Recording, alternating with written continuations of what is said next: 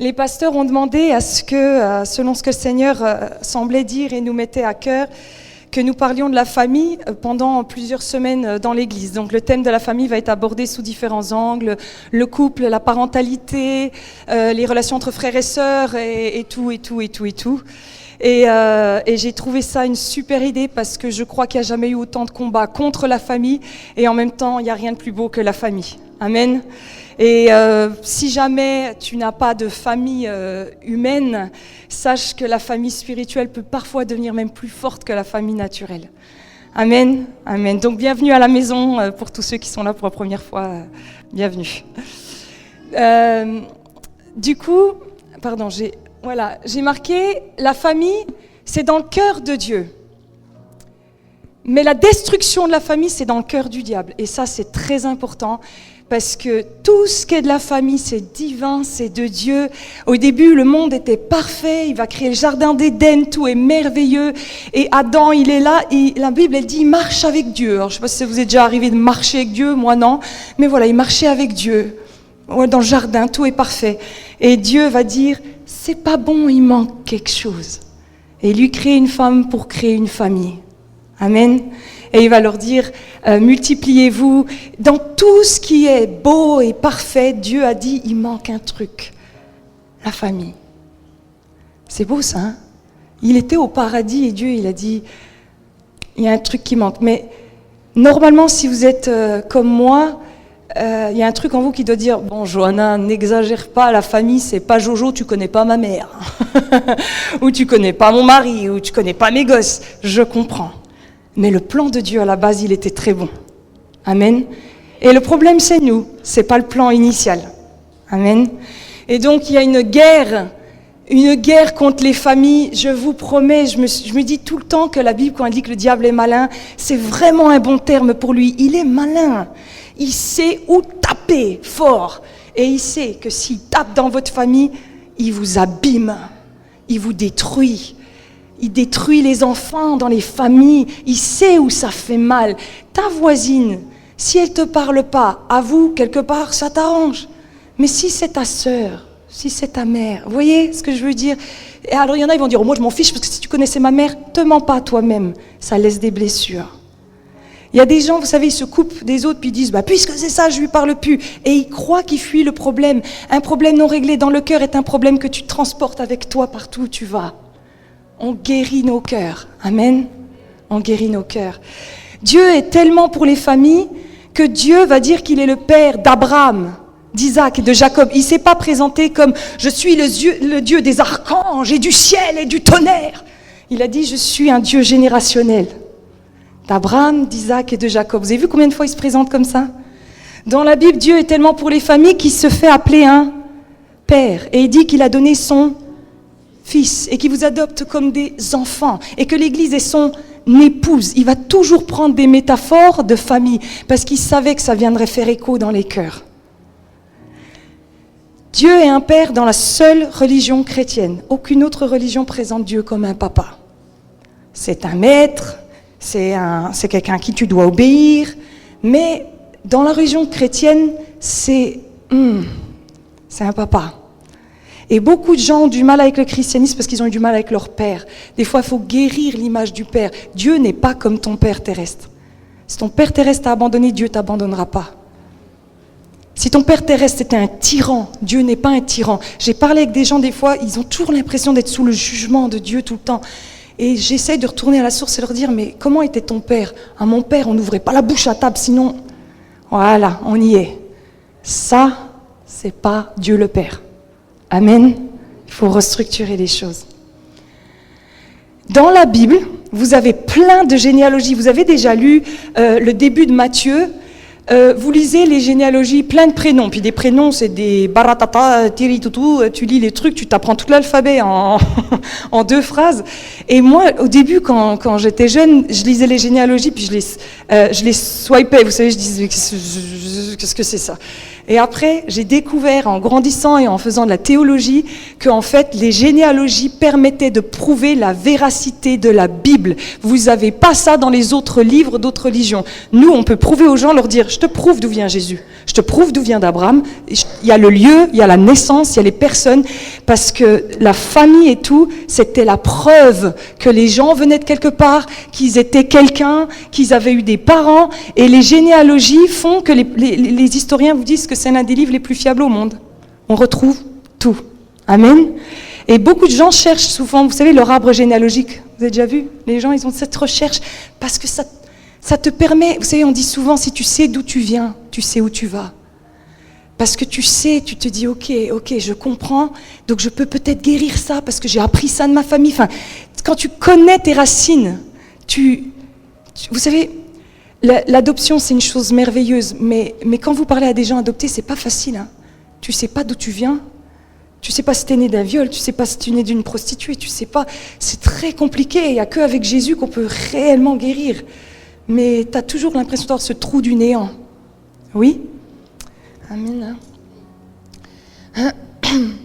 Les plus grandes formes d'amour viennent de la famille.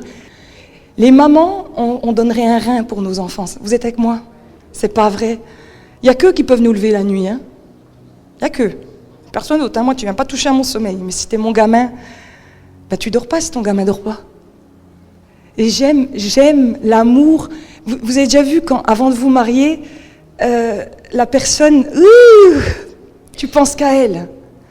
Puis du coup, tu décides de te marier à cause de ça, à cause de cet amour si fort, que tu penses qu'à la personne. Tu regardes ton portable tout le temps pour voir s'il a répondu.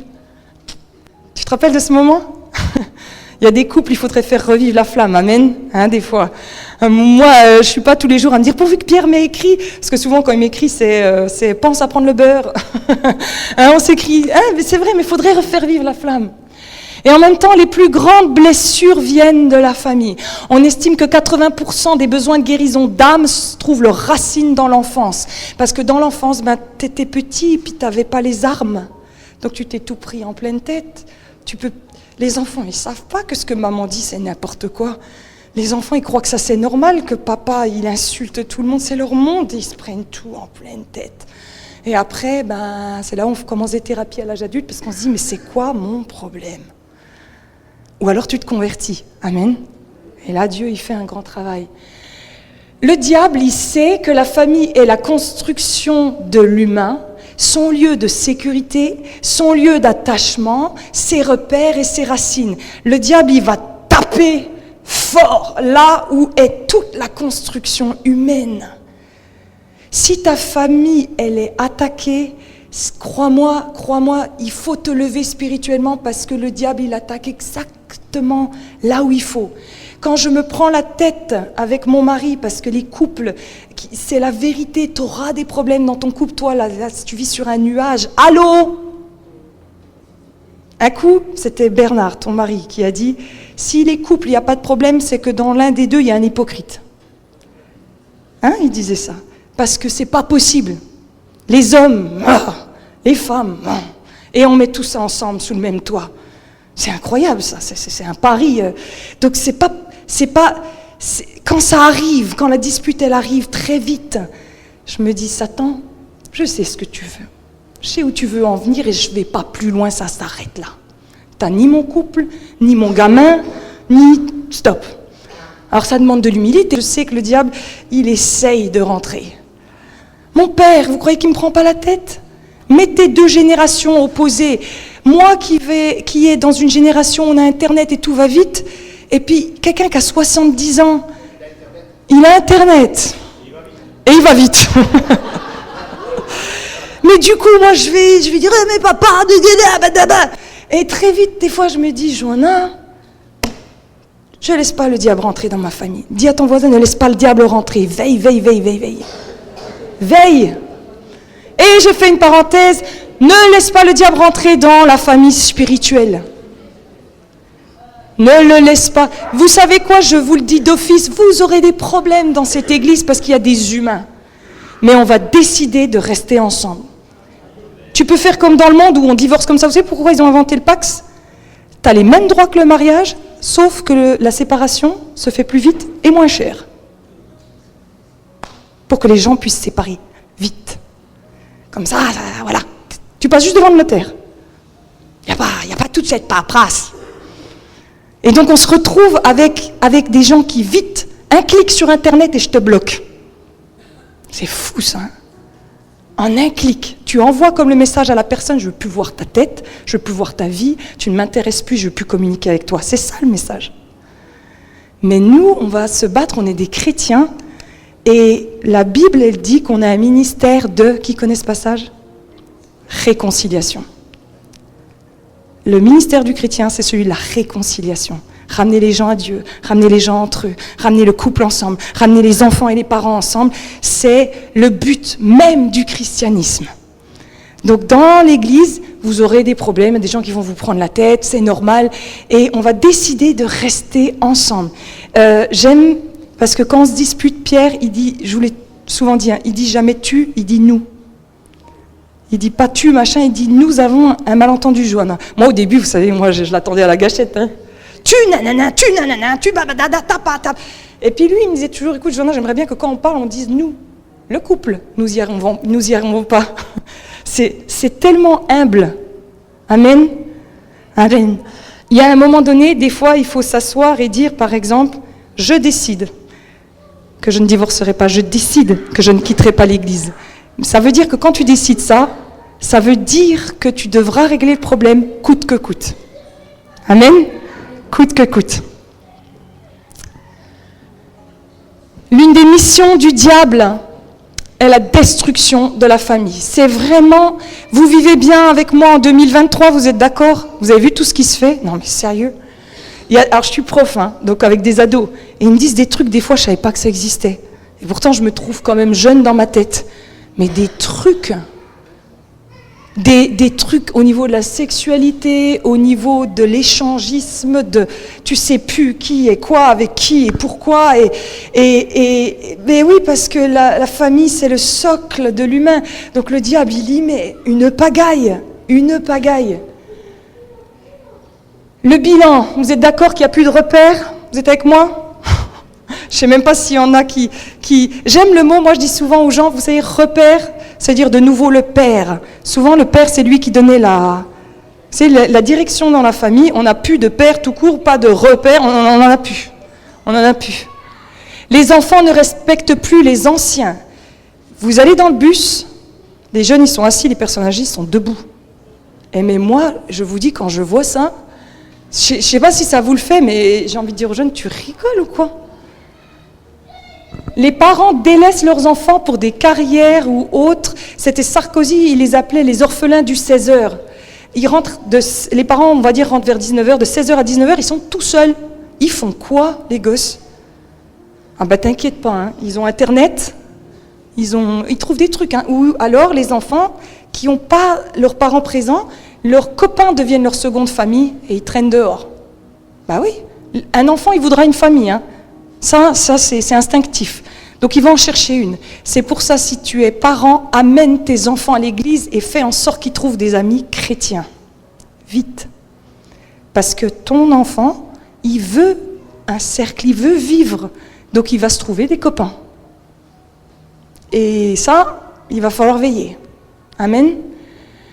Le divorce n'est plus un problème.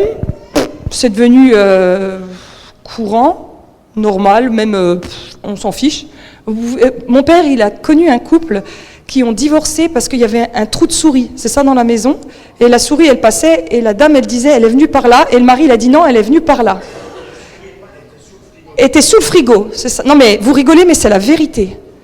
Et puis elle a dit, ouais, tu me prends pour une menteuse, ouais, je l'ai vu, tu me prends pour un fou. Et c'est parti de la souris. Mais ils ont divorcé. Le féminisme est venu de l'anti-homme. Sur TikTok, j'ai fait une vidéo sur ça, vous verrez le nombre de likes de la part des hommes que j'ai eu. Ils m'ont dit « Merci madame ». J'ai dit « Mais les femmes, elles sont devenues mais féministes. Faut arrêter les filles, faut arrêter tout de suite, hein, cette haine des hommes, cette révolte des hommes. Écoutez les filles, on n'a pas autant de testostérone qu'eux. Oui, ils sont plus forts que nous, ça vous dérange ? Moi, ça m'arrange. Ils portent les gros packs de lait, pas moi. C'est tout, c'est comme ça. Où est le problème ? Que quelqu'un soit différent de toi. Pourquoi tu as besoin... En fait, maintenant, le féminisme, c'est il faut être comme les hommes. Moi, j'ai pas envie d'être comme les hommes. Tu crois que j'ai envie d'avoir autant de poils qu'eux, quoi ? J'ai pas envie d'être comme les hommes.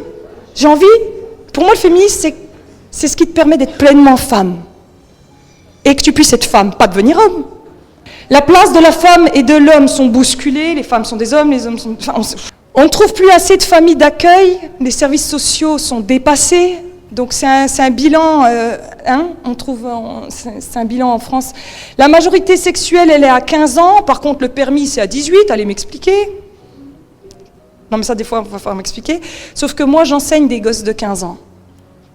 Et vous leur mettez quelque chose aussi fort que la sexualité entre les mains, mais ils ne savent pas le gérer, je vous le dis tout de suite.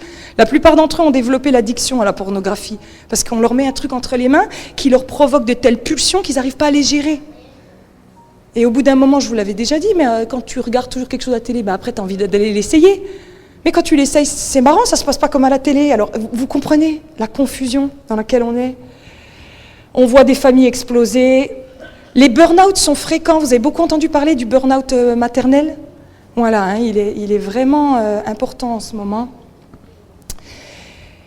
Et donc, on arrive à un bilan actuellement de cassures relationnelles très fortes. Très, très fortes.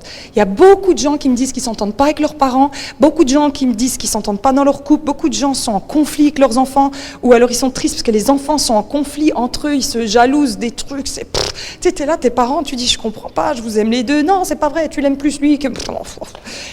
Donc on a une vraie cassure relationnelle. J'aime beaucoup cette phrase, vous avez souvent dû la voir sur Internet, qui dit « Dans le temps, si quelque chose était cassé, on ne le jetait pas, on le réparait ». C'est vrai, vous avez déjà vu cette phrase, elle est partout sur les réseaux. C'est une photo où vous avez deux personnes âgées qui disent « Mais dans le temps, on ne jetait pas, on réparait ». Dis à ton voisin, c'est réparable les familles. C'est réparable. Et ce qui est reconstruit par Dieu est plus fort qu'avant. Amen. Vous savez, une fois, ils ont interrogé un couple, je ne sais plus, ils avaient 70 ans de mariage.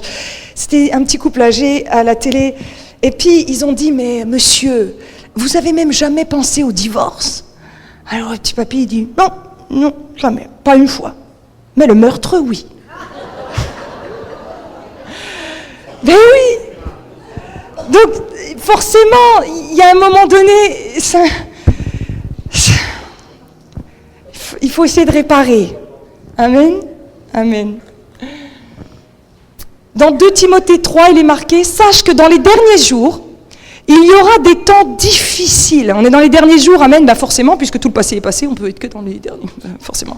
« Car les hommes seront égoïstes, je pense qu'on est dedans, amis de l'argent, je pense qu'on est dedans, fanfarons, c'est-à-dire des petits vantards, hautains, sans citer personne, mais on en voit beaucoup, voilà, c'est un gros problème avec les réseaux sociaux, la télé, c'est le monde du moi-je, blasphémateurs, rebelles à leurs parents, youhou, allô?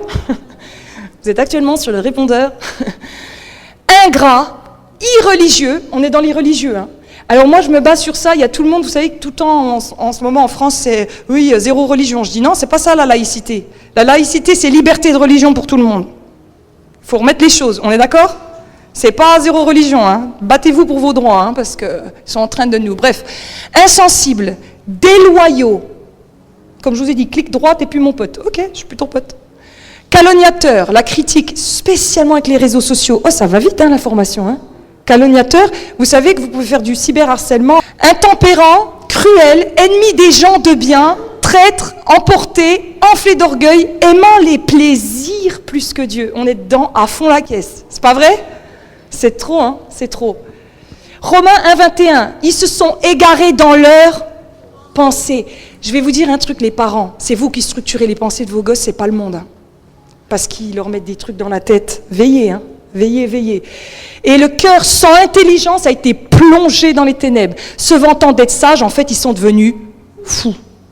On vous dit, mais si, c'est normal. Non, c'est pas normal. Mais si, non, c'est pas normal. Eux qui ont changé la vérité de Dieu en mensonge.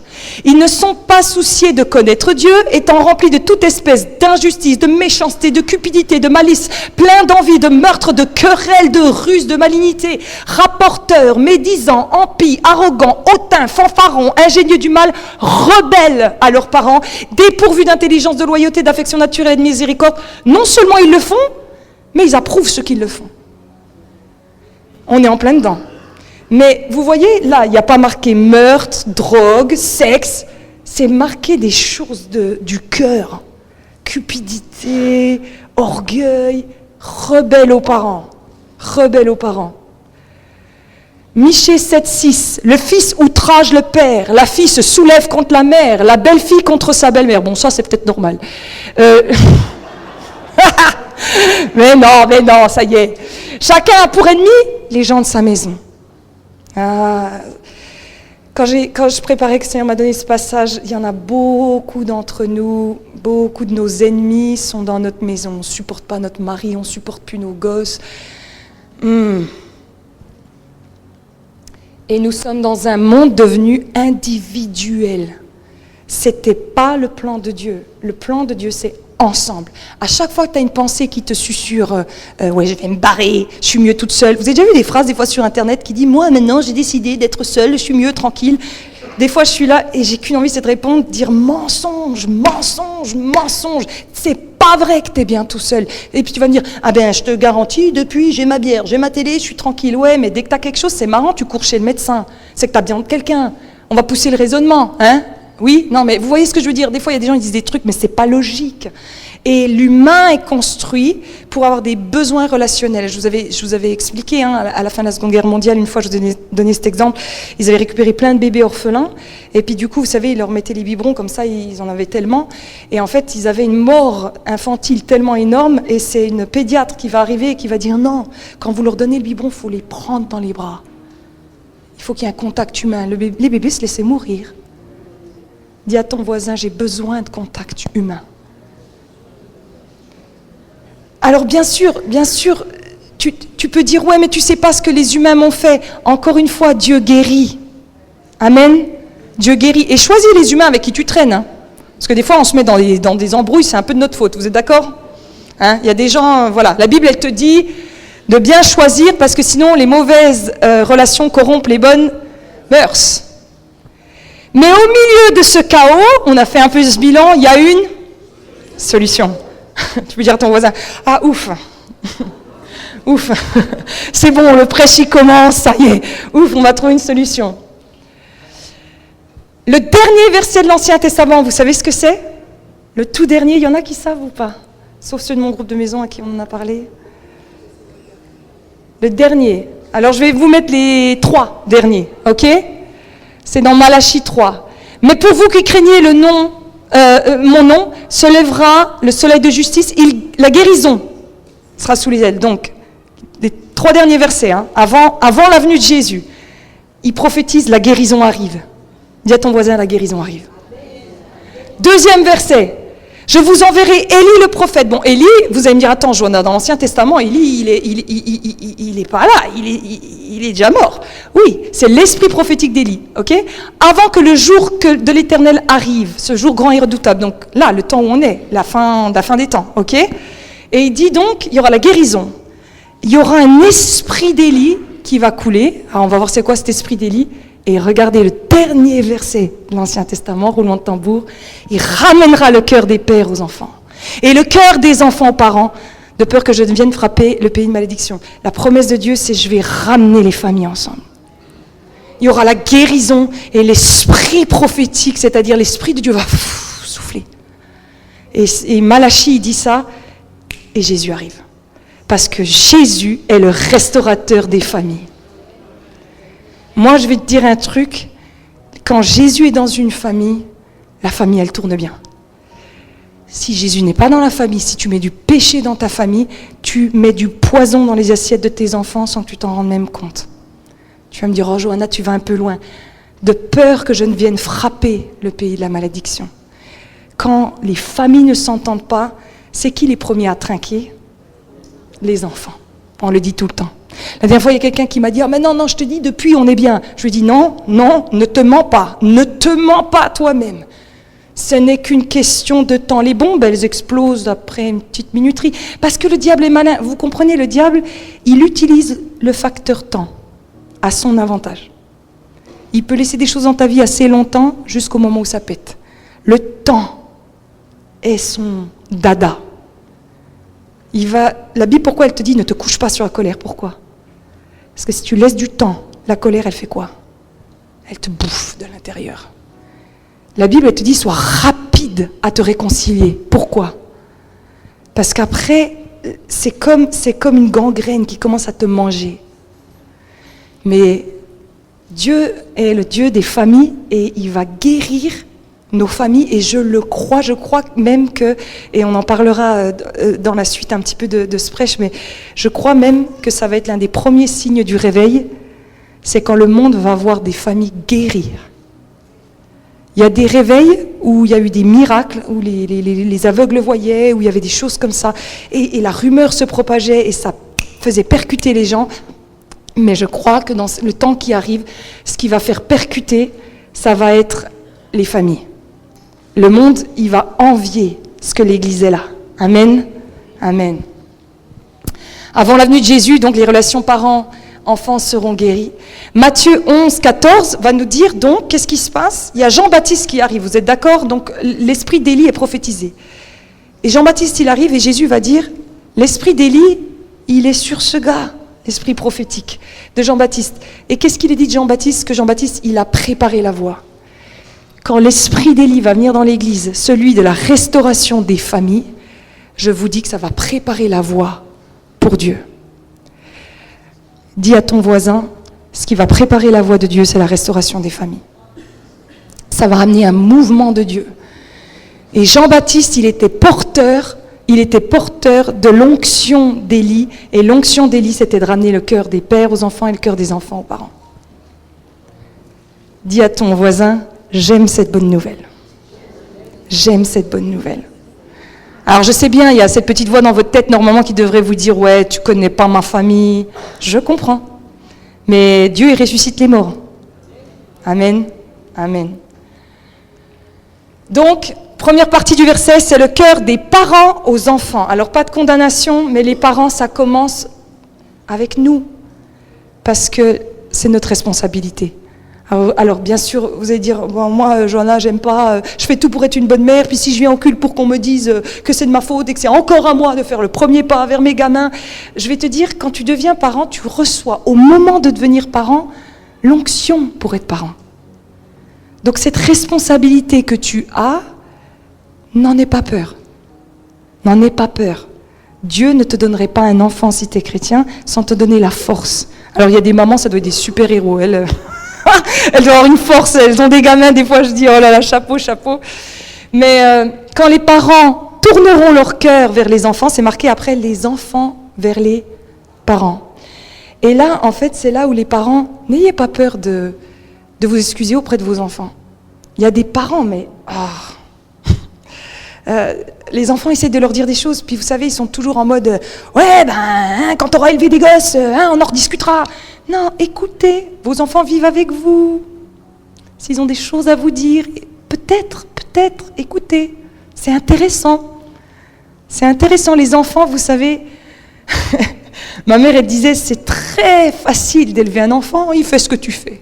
C'est très difficile d'élever un enfant, il fait ce que tu fais. Il fera ce que tu fais. Donc, il est que... Vous savez quoi ?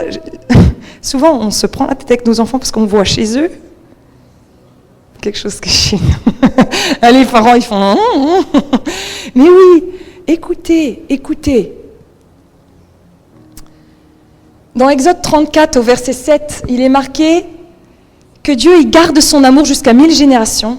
Il pardonne la faute du révolte et du péché, mais il traite le coupable et l'innocent et tout ça jusqu'à 3 ou 4 générations. Et ça, c'est important et je vais prendre 3-4 minutes sur ça. Dieu, il pardonne et quand tu t'es repenti de tes péchés, ta famille est libre sur 1000 générations. Le pardon coule. Par contre, si tu es dans le péché, ça va sur tes enfants et sur tes petits-enfants. Les secrets de famille, vous savez ce que c'est ? Des fois, on n'a pas dit à nos enfants, et on ne comprend pas, nos enfants, ils ont des problèmes, mais il y a un secret dans la famille. Dis la vérité à tes enfants. Johanna, ne me demande pas ça, ne me dis pas que je dois leur raconter ce que j'ai fait. Mais si tu es guéri, c'est comme si tu parleras de quelqu'un d'autre. Amen. Mais si tu ne dis pas à tes enfants la vérité, si tu caches des choses, je vous donne un exemple. Un papa qui est dans la pornographie, il tombe des nues parce qu'après sa fille ado, elle tombe enceinte à 15 ans. Le lien, il est parce que l'impureté, tu l'as fait rentrer dans la maison. Mais je lui ai jamais montré de porno à ma fille. Je sais. Mais tu as fait rentrer l'impureté dans la maison. Et donc ta fille, elle s'est retrouvée dans des tentations et des malédictions parce que tu as ouvert la porte. Alors c'est très difficile parce qu'en tant que parent, on se dit non, j'ai pas envie d'entendre ce prêche, je culpabilise. Non, le premier verset, c'est le pardon pour 1000 générations. Par contre, il faut vraiment que nous, parents, on fasse le ménage parce que sinon, il y a une malédiction qui va tourner. Vous avez déjà vu, quand vous allez voir le psychologue ou le médecin, ils vous disent souvent quoi en premier? Est-ce que dans la famille, il y a de la dépression? Est-ce que dans la famille, il y a des fausses couches? Ils disent pas ça? Parce qu'en science, on voit des schémas répétitifs. Et il faut avoir l'humilité de dire, tu sais quoi, quand papa ne connaissait pas Dieu, il a fait des bêtises. Des grosses bêtises. Et je vais vous dire quelque chose, quand vous faites ça à vos enfants, l'enfant il ne va pas se dire, trop bien, je vais faire comme papa. Il écoute et ça l'enseigne. Et vous lui dites, ne fais surtout pas ça. Et vous faites couler grâce et pardon sur 1000 générations. Des fois, il faut faire des réunions de famille et parler. Et dire. Parce qu'on se retrouve avec des jeunes, des fois qui viennent nous voir et qui nous disent « Je ne sais pas ce qui m'arrive ». Et toi, tu sais parce que tu as déjà parlé aux parents en fait avant. Du coup, tu vas revoir les parents, tu dis « Écoute, ton gamin il est en train d'être pas mal attaqué sur un domaine, ça tombe pas de nulle part. Ça tombe pas de nulle part. Et des fois, c'est même pas toi, c'est peut-être tes parents à toi. Vous savez, 2, 3, 4 générations. Alors, si c'est le cas, tu pries et tu demandes la lumière de Dieu. Et Dieu émet la lumière. Parce que Dieu est fidèle. Et Dieu, il révèle des choses. Des avortements, des choses comme ça on a du mal à dire. Mais il faut le dire parce que le diable se cache dans les ténèbres. Mais notre Dieu est un Dieu de lumière. Amen. Il y en a qui vont se tourner vers le membre de leur famille et leur dire on cause à midi. mais il faut le faire. Amen. Ramener le cœur des parents aux enfants. Pardon. Lamentation 5:7 dit « Nos pères ont péché, mais ils ne sont plus là, mais c'est nous qui supportons les conséquences. » En psychologie, on vous dit « La première génération fait quelque chose, la deuxième l'incube et la troisième sort la maladie. » Et si vous regardez, c'est souvent le cas, on ne comprend pas. On a un ado qui d'un seul coup pèterait les plombs. Non. Ça, c'est pas vrai. Les gens ne disjonctent pas comme ça. Et n'ayez pas peur de disjoncter, je ne vous disjonctez pas. C'est qu'il y a des choses, il y a des portes ouvertes dans la vie et il faut les fermer vite. Et les mamans, priez. Dans le nom de Jésus, je couvre ma famille. Je bénis ma famille. Tu gardes mes enfants, Seigneur. Tout ce qui est rentré dans notre maison, c'est dehors. Tout ce qui n'est pas de toi. Amen. Vous priez, vous bénissez, vous protégez vos enfants. Et la Bible, elle dit, un verset dans Jérémie qui dit « Les parents ont mangé les raisins, mais c'est les enfants qui ont eu les dents gâtées. » Vous connaissez ce verset? Donc il faut vraiment que nous, parents, nous prenions nos responsabilités. Mais il n'y a pas de condamnation. Franchement, je vais vous dire quelque chose. Il y a une telle grâce en Jésus que la grâce est plus forte que tous les péchés que tu as pu faire. Essaye de fixer sur la grâce plus que ce que tu as commis. Amen. Tu me dis, oui mais Johanna, à cause de moi, mon fils, il n'a pas de père. Je comprends. Va à Jésus. Jésus peut se révéler comme un père à ton enfant d'une façon que ton enfant ne sentira plus ce manque. Par contre, dis-lui que tu t'es trompé. Dis-lui, j'ai pas bien fait les choses à cause de maman, t'as peut-être pas de papa et tout, et je sais que c'est pas une bonne chose, mais maintenant on va faire différemment, et tu vas voir, la grâce, elle va couler. Et comme ça, ton fils, après, ce sera un bon papa, et la malédiction s'arrête. Amen. Amen. Amen. Ne cachez rien à vos enfants, c'est ce que je disais, reconnaissez vos erreurs, parce que la vérité libère. Dans le verset, il est dit que c'est l'esprit qui agira sur les cœurs. Il y a beaucoup trop de gens, arrêtez de partir en bataille contre votre famille continuellement. Les femmes là qui matraquent leur mari, les enfants qui passent leur temps à dire à leurs parents. Ce verset il dit que c'est l'esprit d'Élie qui ramènera le cœur des parents aux enfants et les enfants aux parents. C'est Dieu qui fait ça. Donc arrête cette guerre familiale. Amen. Les belles-mères, s'il y en a ce matin, tu lâches la grappe à ta belle-fille. J'attends les alléluia. mais vraiment, lâchez la grappe. Vous laissez l'Esprit de Dieu faire. Les femmes qui veulent changer leur mari, là. T'as lu ta Bible? Ah bah oui, non. Laisse-moi répondre pour toi. Je pense que non. Arrêtez. C'est l'Esprit de Dieu, l'Esprit d'Élie qui va ramener les familles. Les parents qui sont sur le dos des enfants tout le temps. Moi, j'ai des jeunes qui me disent « mais ma mère, c'est terrible ça. » On lâche, hein? On se détend. Amen. Le mot « ramener » en hébreu, c'est « shub » qui veut dire « retourner, battre en retraite ». Parfois, dans les stratégies de guerre, il faut savoir arrêter de se battre dans une direction pour accepter de retourner à la source, la famille. Il y a des choses parfois dans lesquelles tu te bats, ça prend racine dans ta famille, je te le garantis à 80%. Et des fois on est là, on dit ouais non, moi je vais déclarer que ça s'arrête, va pardonner à ton père. Vous voyez? Des fois il faut savoir retourner. Et la deuxième partie du verset, c'est ramener le cœur des enfants vers les parents. La première fois dans la Bible où il y a un commandement qui est donné et Dieu dit et si tu fais ça, je te promets ça. Vous savez c'est quel verset? Honore ton père et ta mère, afin que tu sois heureux et que tu jouisses de la vie. J'aimerais te demander ce matin, est-ce que tu n'as pas de joie dans ta vie? Peut-être questionne comment tu honores tes parents. Ouais, mais tu connais pas mes parents, je t'ai pas parlé de ça. C'est pas marqué honore tes bons parents. C'est marqué honore. Ça veut dire quoi honorer? Ça veut pas dire être d'accord. Ça veut dire respecter. Il y a beaucoup de jeunes qui sont dans un mal-être, ils sont pas bien.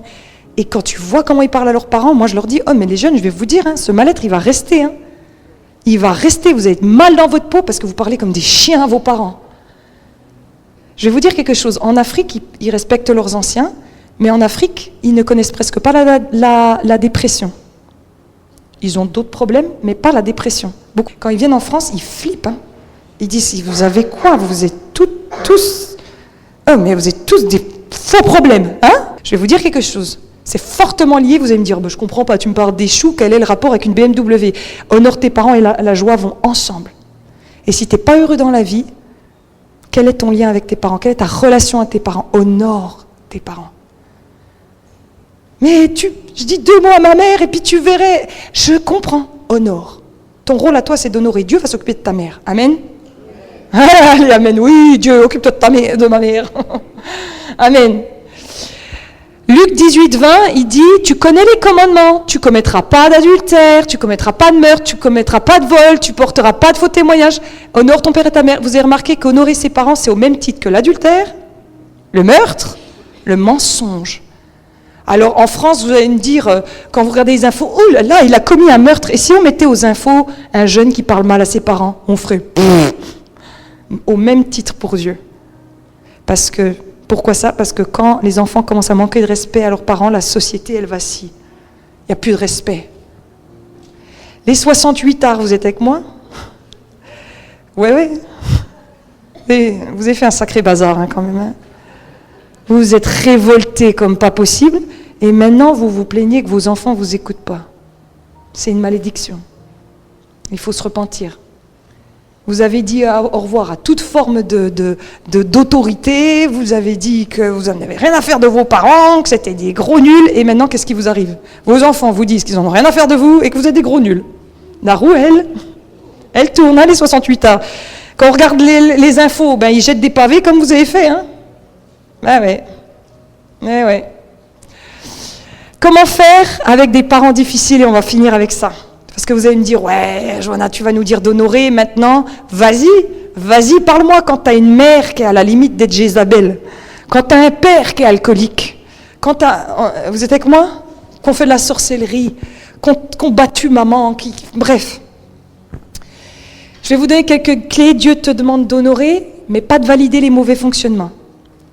Ta mère, elle t'insulte, elle te crie dessus, elle est hystérique. Tu la respectes. Et tout ce qu'elle a dit, t'as pas à l'encaisser. Vous comprenez ce que je veux dire?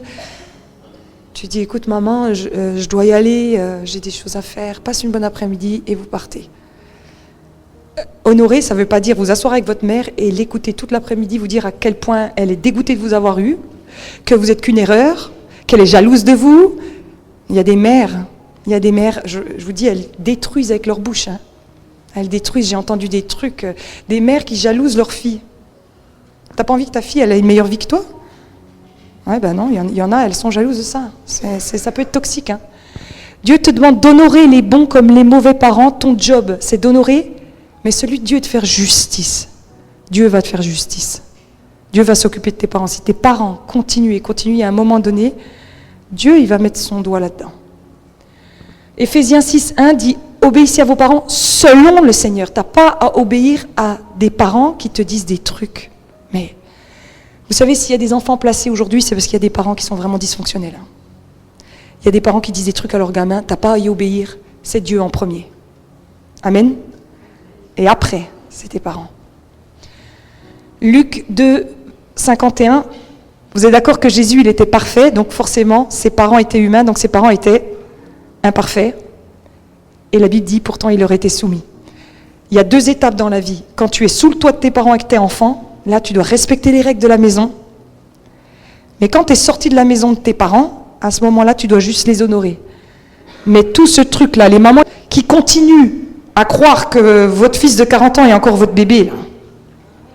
Vous voyez ce que je veux dire? Donc il y a un moment donné, il va falloir aussi remettre les trucs. 1 Timothée 5:1 dit « Ne réprimande pas rudement le vieillard, mais exhorte-le comme un père ». Ça veut dire que le vieillard, on va dire que c'est vers quel âge? Amen, ouais, amen. Celui qui est en capacité d'être un peu plus âgé que toi. Des fois, les personnes âgées, elles prennent la tête. Parce qu'elles ont leurs habitudes, parce qu'elles sont plus lentes, parce qu'elles sont bloquées dans des schémas de pensée anciens, parce qu'elles pensent toujours tout savoir. Excusez-moi les anciens, je vous manque pas de respect, mais des fois pour les jeunes c'est frustrant. Vous savez tout le temps, sur tout. Et puis vous êtes là, on essaie d'élever nos gosses, ah ouais, tu lui donnes ça. Ben moi dans mon temps on faisait pas ça, mais tais-toi s'il te plaît, lâche-moi, j'élève mes gosses. Oui, amen. Donc du coup, c'est pas pour vous vexer. Mais des fois, on a envie de vous réprimander et vous dire, mais quand on a envie de le faire, il faut le faire, les jeunes, en honorant et en exhortant. Dans la même chose, dans la maison spirituelle. Si vos pasteurs vous prennent la tête, enfin lui il est jeune, lui il est dans les vieillards. Bon, c'est le mot là, oh là là. La Bible, c'est un compliment d'être vieux dans la Bible. T'es un ancien, c'est vrai. Si vous avez quelque chose, vous pouvez aller le voir à la Kalachnikov et puis lui dire « Ouais, mais Jean-Marie, pourquoi dans l'église, il n'y a pas ci, il n'y a pas ça, on pourrait faire ça, on pourrait faire des fusées volantes qui descendent dans le toit, ça montrerait aux gens que Jésus est venu sur terre. » Vous pouvez tout dire. Mais il y a de façon à exhorter. Pourquoi il faut exhorter? Parce que eux, ils ont fait ce qu'ils avaient, comme ils pouvaient, et puis mine de rien, ils ont fait. Amen. Ils ont fait. Et puis pour finir, tu ne serais pas là s'ils n'étaient pas là. Donc des fois... Voilà, un peu d'humilité. Si tu n'avais pas eu de parents, tu serais resté tétard. Hein. Voilà, Proverbe 23-22, ne méprise pas ta mère quand elle est devenue vieille. C'est important parce que des fois, dans notre culture occidentale, on met nos mamans en maison de retraite et puis voilà. Et on ne va pas les voir. Ouais, c'est pas bon, c'est pas bien. C'est très mal. Très mal. Et vous, parents, on finit avec ça. La Bible, elle dit, et vous, parents, n'irritez pas vos enfants, mais élevez-les en les corrigeant, les instruisant selon le Seigneur. Les parents, vous avez une capacité à irriter les enfants. Arrêtez ça. Ça va produire du découragement chez vos enfants. Il y a des parents qui sont vraiment... Vous avez déjà rencontré des parents comme ça? Il y en a, hein? Il y en a. C'est pas bien. Ça, vous produisez dans le cœur de vos enfants de l'irritation. Il y a des gens, vous savez, des fois qui me disent « Mais Johanna, je ne peux pas parler à ma mère, je ne peux pas parler à mon père. » Je sais. C'est dur ça, c'est dur. N'irritez pas vos enfants. Colossiens 3:21 dit « Parents, n'irritez pas vos enfants de peur qu'ils ne se découragent. » Franchement, il y a des parents qui ont détruit leurs enfants dans leur façon de faire. Toujours leur dire « Mais non, tu n'y arriveras pas, t'es nul ou quoi vous voyez ce que je veux dire? Tu ressembles à ton père. » Tu peux créer du découragement chez tes enfants. Mais le découragement, le problème, moi j'appelle ça quand tu enlèves la vie de tes enfants. Dieu va ramener le cœur des enfants aux parents et le cœur des parents aux enfants. Il va falloir que les enfants vous honoriez et il va falloir que les parents vous arrêtez d'irriter. Alors vous allez me dire, avec ça, Johanna, si tu connaissais mon ado, visiblement je l'irrite pour tout. Je lui dis d'éteindre sa PS5 et puis ça y est, c'est la Seconde Guerre mondiale. Je sais. L'ado, tu as l'impression que tu l'irrites, quoi que tu lui dises. Tu le réveilles, ça va pas. Tu lui dis bonjour, ça va pas. Tu lui dis au revoir, ça va pas. Je comprends. Le cortex frontal des jeunes est terminé à l'âge de 21 ans. D'ici 21 ans, ton gamin, il n'est pas fini. Et cette partie te permet de discerner le bien du mal. C'est pour ça que les ados, ils se disent « Oh, je vais essayer !» T'es bête ou quoi? Non, mais vas-y. Voilà, oui, non. Ok? Éphésiens 5,31, c'est pourquoi l'homme quittera son père et sa mère, s'attachera à sa femme et les deux feront qu'un. On surligne le mot quitter. Des fois, il faut quitter papa et maman. On quitte papa et maman. On quitte papa et maman. Allô? Voilà, les tanguis, là. Mais on est une génération de tanguis. Et il y en a combien encore chez leurs parents? Sérieux? Tu vas, tu te loues une chambre étudiant et tu travailles à McDo. Puis, vous voyez? Je veux dire, c'est pas normal. C'est pas normal. L'un des signes du réveil à venir, je termine avec ça, ce sera la guérison des familles. On verra les enfants qui honoreront leurs parents. Amen. On verra le pardon couler dans les familles. On verra des fils prodigues revenir. Amen. On verra des malédictions générationnelles brisées. Et on verra des schémas de famille bibliques restaurés. Et ça va amener le réveil. Amen. Amen. On peut se lever et prier ensemble. Le groupe de louanges peut venir. Merci Seigneur. Merci pour nos familles. Amen. Merci. Amen.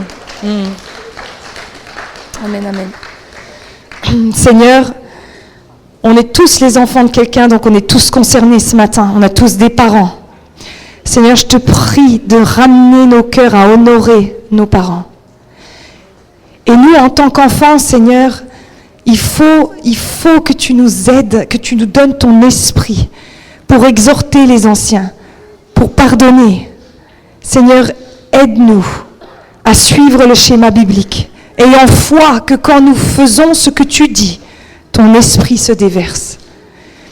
Seigneur, nous prions pour les enfants, là où les parents ont irrité, découragé et blessé leurs enfants. Nous prions, Seigneur, pour la guérison et que ton onction coule dans les familles, qu'il y ait de la repentance et du pardon dans le nom de Jésus. Amen. Amen, amen.